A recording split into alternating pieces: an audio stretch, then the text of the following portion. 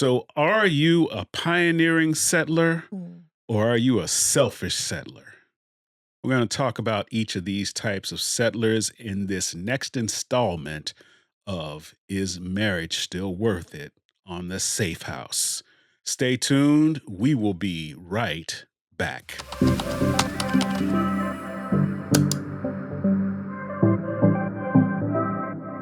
Hey there, Safe House What's family. up, Safe House? Safe House. Another episode in the books. We are back, baby. Not only are we back, you can see we got merch. We got merch.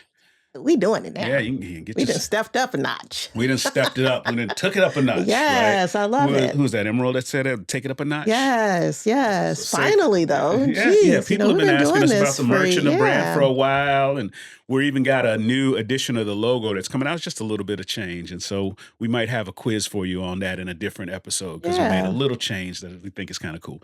But either way, if you are interested in obtaining some of this cool merch, you see we got different T-shirt colors Mine is navy. And mine is black. Because I'm black. No, I'm not. I am black. Well, no, but just help us be is one of his favorite colors. I like black. I like blue as well, right? Yeah. But go to safeinthehouse.myshopify.com where you will see the Safe House store. You'll be confronted with my lovely wife's face and my ugly mug, and then you will see all the products that we have to offer there. We have T-shirts, we have hoodies, both pullover and zip-up hoodies. We got mugs, and of course, you know, my signature is we got a wide selection of hats. Yes. So I'm particularly fond of the trucker's cap. We also have the flat brim dad style cap here.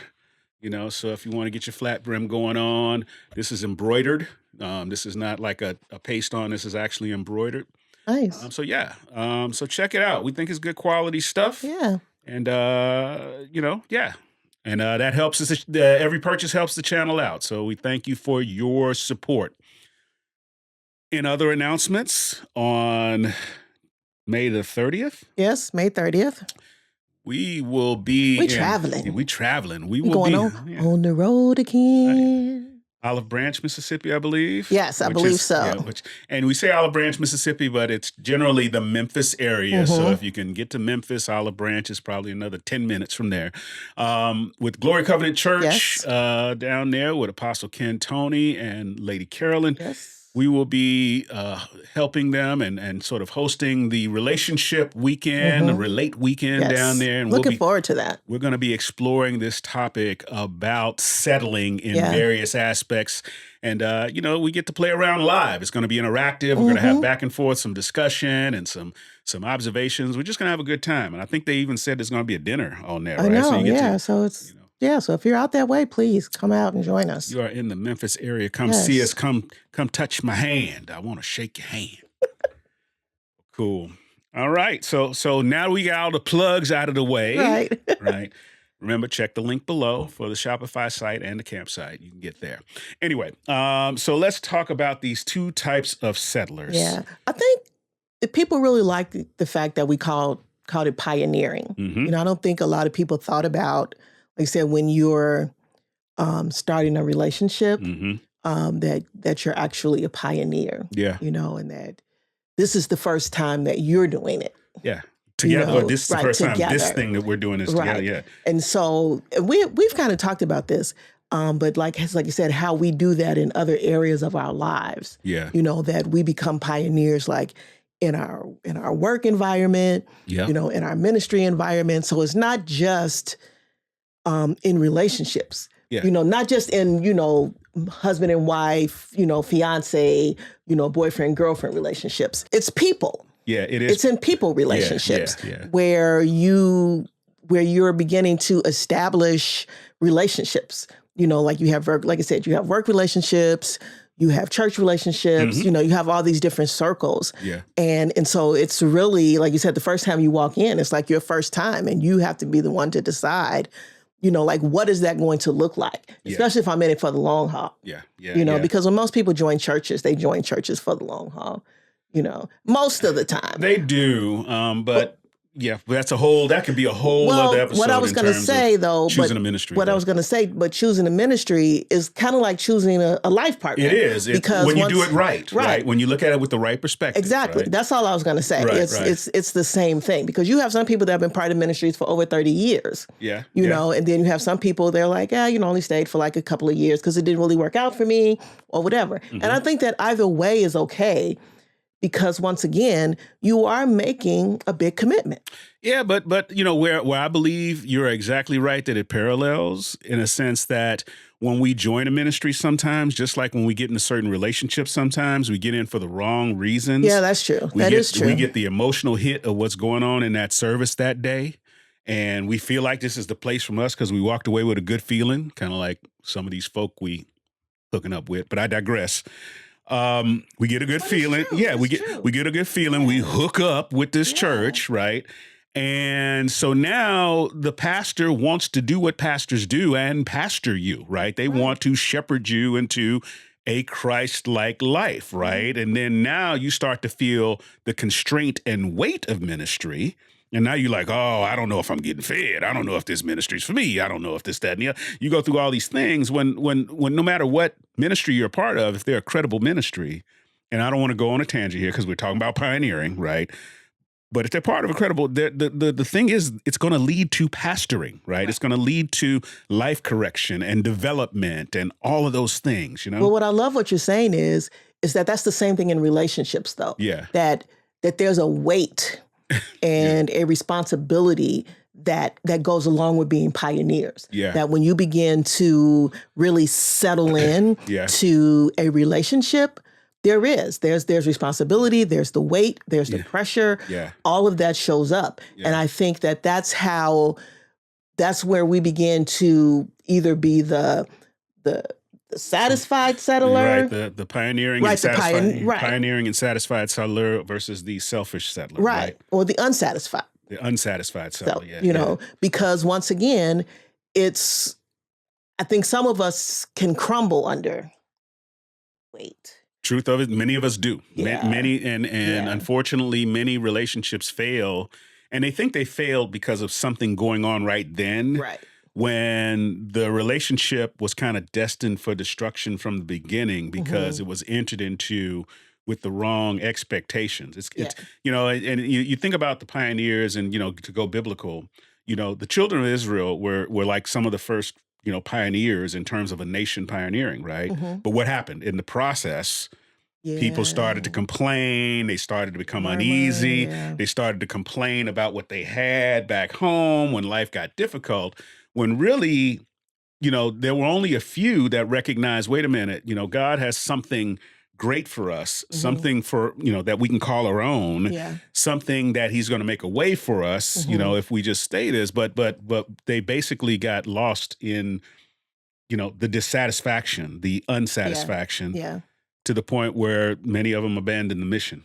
Yeah, I mean, and like you said, I love that analogy though, because once again, everybody didn't make it to the promised land. You think about Joshua and Jacob. I mean, and I'm sorry, and Caleb, who actually made it.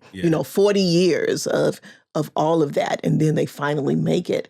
Like 40 years of, like you said, come out of just that because they're friends. It's 40 years being married. 40 years of building something together. But to your point, though, it's the promise of whatever God is saying. Because, like I said, I think when you're a pioneer, your foundation always has to be, okay, well, what is God saying? Right. Because if your house isn't being built on the word of God, then you'll start to see the foundation the foundation doesn't settle well, like when you build in a house and the house has to settle in, so even if your relationship isn't built on the word of God, then you start to hear creaks and and all these different types of, doesn't mean that it's broken, right? But once again, sometimes, like you said, you got to be able to listen to be like, okay, what is that sound? And and all those different things, because your house will give you evidence of how it's settling. Yeah. And the great thing about that illustration in the children of Israel, and we all know this cliche, right? Everybody preaches it, right? They took 40 some years for an 11-day journey Right. geographically, right? Yeah. And so let's think about how many things we forfeit, not having the right pioneering mindset, even with a relationship. We may take a relationship that's destined for success, but our expectations, our murmuring, our lack of vision, our lack of understanding that there's a promised land for our relationship, right? So there's a question for the Safe House family. What is the promised land in your relationship? Have you and your forever person discussed what is the promised land like for us? Leave that in the comments below. Yeah, that's actually a good question. It is. What is the promised land for us? And so because you lose vision of the promised land, what could be a quick and easy journey turns into many, many years of toil and issue and challenge and strife and challenge. Doesn't mean God's not with you, but when you look at really who's at fault for that journey becoming long, we have to turn that back towards ourselves, right? It's things we brought into the situation, things we brought into the pioneering journey that extended it. Yeah, that's true. Yeah. And to that point, though, like you said, as we keep delving into this, it's really trying to figure out, like you said, how do I become the pioneer that settles well? How to settle well. How to be what does that look like? How to settle well versus being unsatisfied. Yeah. Right. So one, settling well first. I think the pioneers, so, what's the old song we used to sing? Davy Crockett, Yeah. So he had that hat. He's showing his age. I am showing my age, right? These young folks right here don't know what that song is. Not today. Right? There was a real Davy Crockett who was a real congressman. But anyway, so when you're out there and you're really, in this idea of, okay, I'm ready to pioneer, I'm ready to go on this adventure, I've first taken on this mindset of being a pioneer. I've really committed myself to the adventure component of it, right? And so I have to look back at myself and say, okay, if I'm in a situation right now where I'm questioning my pioneer, what did I contribute to that? Did I have a bad expectation of what this journey was going to be? That's the very first thing, right? Because you figure if he's going out to be a frontiersman, right? But he wears a fur coat and gold rings and all of that kind of stuff out into the frontier. What's going to happen? He's not going to survive. He looks good, right?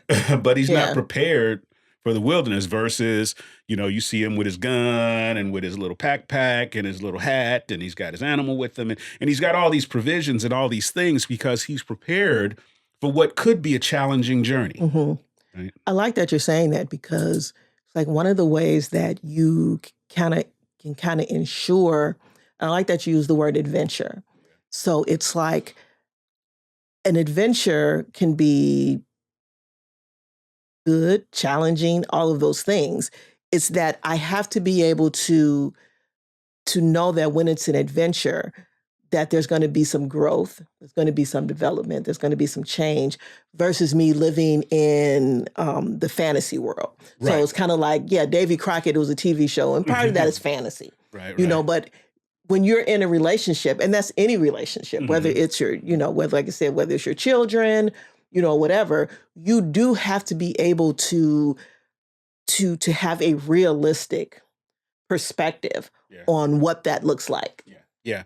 And so is realistic perspective. You understanding who you are. Absolutely. And then recognizing in the beginning that you don't completely understand who this other person is, right? That's going to be something you have to learn, right? And so if I walk into it thinking that what I know is common sense and you ain't got none, I'm already starting on a bed, right? That's the way we usually think about it. Everybody knows that this is right, Everybody knows that this is what you're supposed to do. I've seen more situations with unsaid and unmet expectations, right? Yes. I prefer that than like, you ain't got no common sense. Right. There's always a way to say stuff. Right. Girl, you ain't got no common sense. You ain't got no common sense. I missed the expectation. My expectations were different. That's it. Look, yeah. My daddy was a soft-spoken man, but he said common sense is not common practice, right? Don't assume just because what you think is sense, not everybody does that, right? So what do I do with that though? So I think that's a good point though, because once again, that's how you can become, because you know that when you're going into it. Let's just be honest. You intellectually know it. Right. Right. You're I don't even know what to say beyond that, because you are right about that. Yeah. You intellectually know that, but emotionally you're in love. right. You know, spiritually you're like, this is the one God sent to me. You know, God right? sent to me. Yeah. But intellectually you're like, this person is they just don't have any common sense. Yeah. But I know that's like so crazy. But I'm going to a point though. Okay.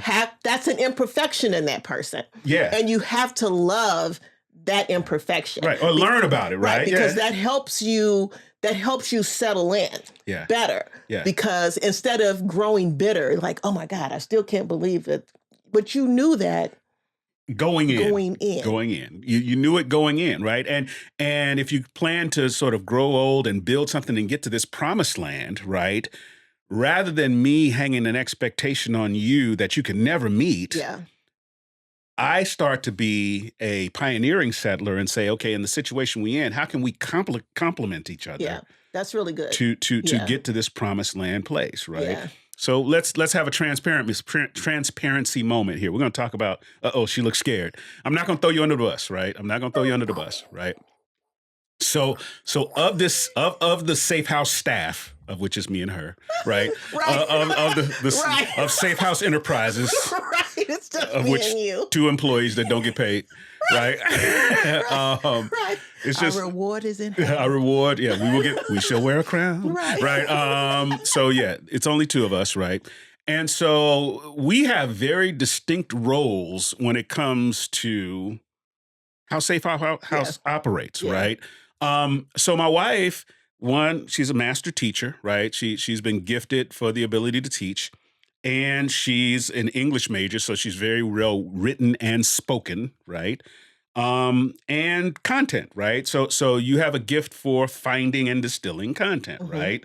And so me, on the other hand, technology has been my thing all of my life, right?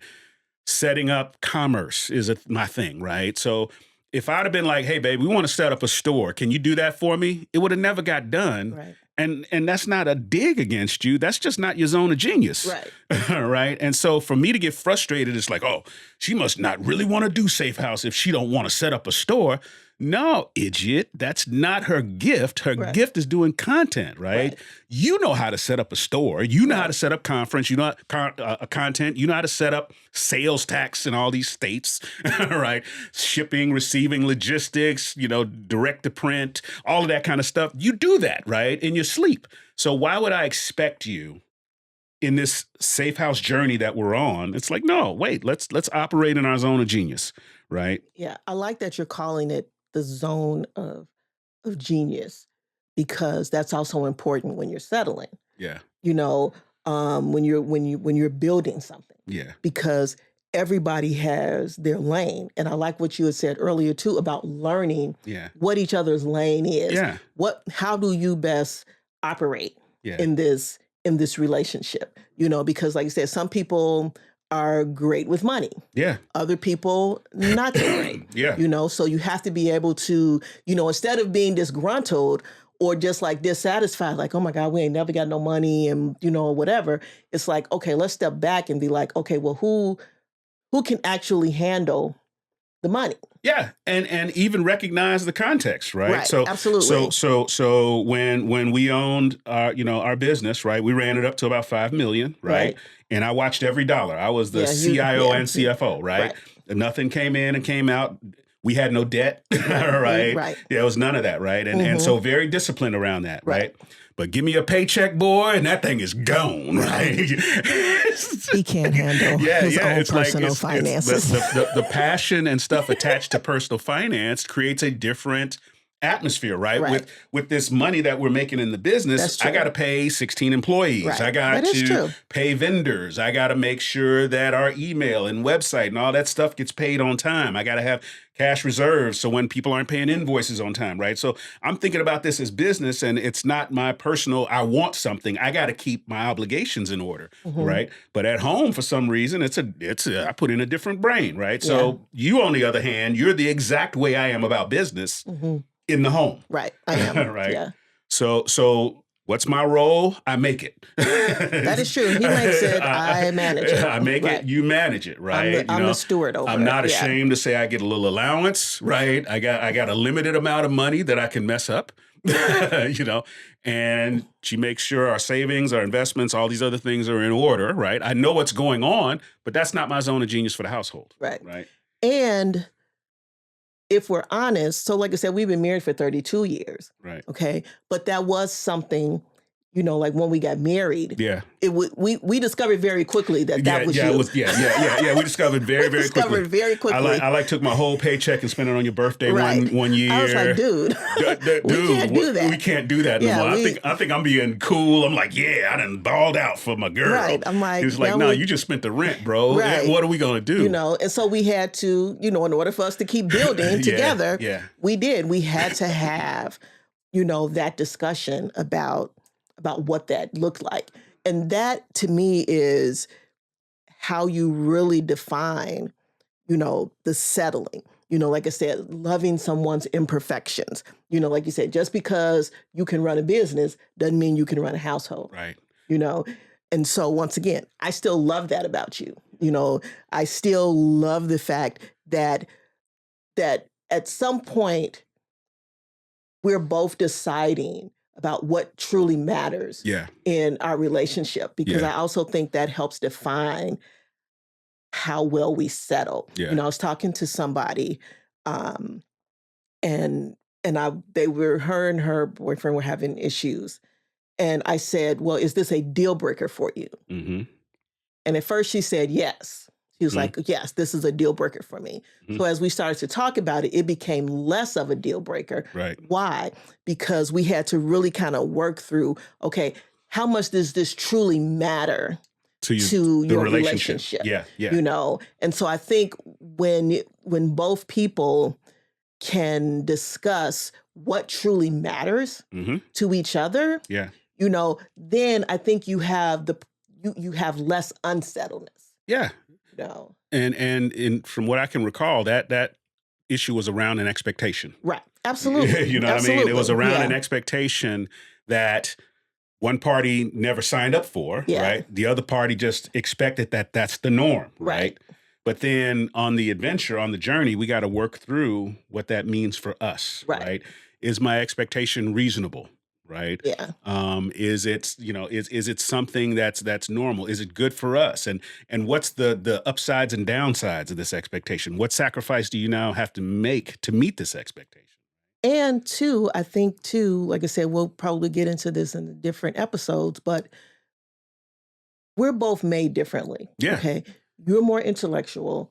I'm more emotional. Yeah. Right. Yeah. And so we could be talking about the same issue. You're two different things. But we hear two different things. So what may truly matter to me emotionally may not matter to me intellectually. Yeah. And what matters to you intellectually may not matter to you emotionally. He's like, well, I'm not emotionally attached to that. I'm more attached to it because I'm a fact person. Yeah. Now you're really going to have to explain to me, show me why we have to do this. And so I'm like, okay, I don't need all the facts. I'm just like, I just feel this is right. I feel this is the right thing to do. This is just the right thing to do. Yeah. And so you do have to be able to balance that. Yeah. And I also think you balance it by knowing, kind of like what you said in the beginning, about knowing who you are. Absolutely. So here's another question. Second question for the Safehouse family. Do you know your forever person's zone of genius? Yeah. Do you know your zone of genius? Leave the comments in below. What's your zone of genius? And, if it's private, you don't have to disclose it, but I challenge you to start to think about it, because whoever you connect with or whoever you're on your journey with now, because some of you may be already in committed relationships, And this is the first time you're able to attach language to something like this, right? And you may have been going through issues with expectations with the person, expecting that they need to rise to a level of performance about something that they're not equipped to do it, not because they're not capable, but that's just not how they're wired. Mm-hmm. And so understanding them from a perspective of what's their zone of genius. Maybe you are a person that needs clear direction, that's married to a person that loves to dream. Well, you're constantly going to run into issues Yeah. because that person that loves to dream may not necessarily have details, Yeah. right? In fact, details are just something that'll work themselves out, Mm-hmm. right? And it can be very frustrated if you need plans because they're like, oh, the details will work out. And especially if we're in the church and of people of faith, they'll quickly attach that stuff to, well, we got to have faith for that stuff, right? Yeah. Yeah. And some of that's true, but also a lot of it is just due to the fact they don't like to deal with details, right? They just naturally uncomfortable with details and they want to go to a place to relieve the details. So they'll jump to sort of a faith reflex when really you haven't had a meeting of the minds about, wait, babe, you're a dreamer. Okay, I understand you're a dreamer. I like that you dream because dreaming takes us to big places that I never thought we would have got to, right? It pushes my box, so that I'm not just kind of locked in. But as you dream, partner with me, and I can give legs to the details of that dream, right? And just work with me and trust me about the details that I'm not trying to kill your dream. I'm working through the necessary details, right? We go to buy something, a detail is we need money in the bank, right? Or we need money from somewhere. Yeah. And we still have to pay our bills and we still have to get all these things accomplished, right? Yeah. We kind of talked about that earlier today, about buying a car, and if you want to get a car with Andre, you're going to feel on the front end that he's killing your dreams.